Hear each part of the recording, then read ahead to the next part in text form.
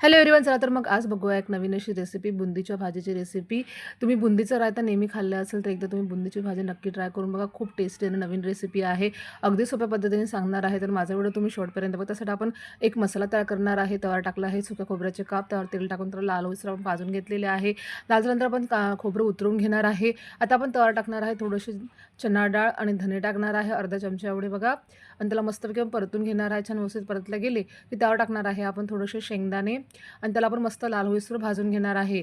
सर्व व्यवस्थित लाल झालं, शिजल्या गेलं की त्यामध्ये आपण थोडंसं तेल टाकणार आहे आणि आपण शेवटी टाकणार आहे जिरं. आता मस्त त्याला आलटून पालटून परतून घेणार आहे आणि हे सगळं सामग्री आपल्याला काढून घ्यायची आहे. आणि तर तव्यावर टाकणार आहे आपण कांदा, लसूणच्या पाकळ्या, अद्रकचे काप आणि हिरवी मिरचीचे तुकडे टाकणार आहे. तेल टाकणार आहे, मस्त लाल होईसर भाजून घेणार आहे. बघा, हा अशा प्रकारचा मसाला आमच्या विदर्भाकडे प्रत्येक भाजीसाठी वापरला जातो बघा. प्रत्येकाची करण्याची पद्धत वेगवेगळी असते, तर आमच्या विदर्भाकडे अशा पद्धतीचा मसाला तयार केला जातो. आता छान लाल झालं की आपण ते मिश्रण काढून घेणार आहे. त्यामध्ये टाकणार आहे आपण हळद, धनापूड, गरम मसाला, तिखट आणि थोडंसं आपण चवीनुसार मीठ टाकणार आहे बघा. आणि याला मस्तपैकी आपण मिक्सरमधून फिरून घेणार आहे. एक पेस्ट तयार करून घेणार आहे बघा. थोडंसं पाणी टाकायचं आहे ना, आपण अशा पद्धतीची मस्त मुलायम पेस्ट करायची आहे. पॅनमध्ये आपल्याला तेल गरम करून त्यामध्ये आपल्याला मोहरी, हिंग, कढीपत्ता टाकायचा आहे आणि जे आपण मसाला तयार केला होता आपण तो टाकणार आहे आणि त्याला मस्त फिरून घेणार आहे.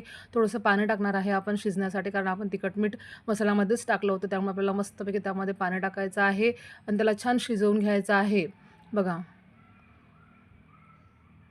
अगदी सोपी अशी रेसिपी आहे बघा. छान त्याला तेल सुटायला लागलं की त्यामध्ये टाकणार आहे आपण टोमॅटोची प्युरी. आता त्याला पण मस्त शिजवून घ्यायचं आहे तेल सुटोस्तोवर. त्यामध्ये मग थोडंसं पाणी टाकायचं आहे. अगदी घट्ट करायचं नाही आहे आपल्याला, बऱ्यापैकी पाणी टाकायचं आहे यामध्ये, कारण बुंदी टाकल्यानंतर ते घट्ट होतं आणि त्याला मस्त उकळून घ्यायचं आहे. छान भाजी उकळली की आपण गॅस बंद करणार आहे आणि ज्यावेळेस आपण जेवण करू त्यावेळेस आपल्याला भाजी गरम करून त्यावर बुंदी टाकायची आहे. आधीच बुंदी टाकून ठेवायची नाही आहे, कारण ती नरम पडते बघा. ही आहे खारी बुंदी. आपण जे बुंदीचं रायता करतो ती बुंदी आहे.